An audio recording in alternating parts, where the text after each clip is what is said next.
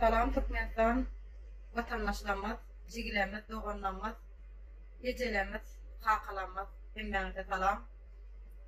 Menem bugün Türkmenistan üçin, ata vatanım üçin göbekkan degen vatanım, jalpyrlap duran baydağım sen yitiresim gelen o. Sen men ar namusum. Men vatan üçin tayar, korkyan, korkamagam. Vatanım bolmasa näme vatan bolmasa gelin şoň üçin hemmemiz agdy bir bolarym.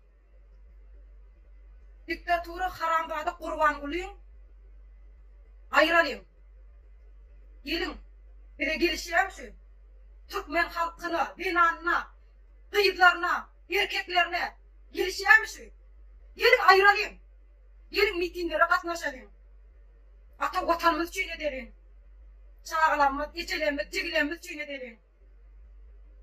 Gelin agdy bir bolup, baydamızın aşağında yemmeğimiz cem olup, kazap içelim. Men vatanım bolmasa, men bolanmyň kıydagy ýok. Gelin hemmemiz agdy bir bolalım. Gelin hemmemiz goşulalım.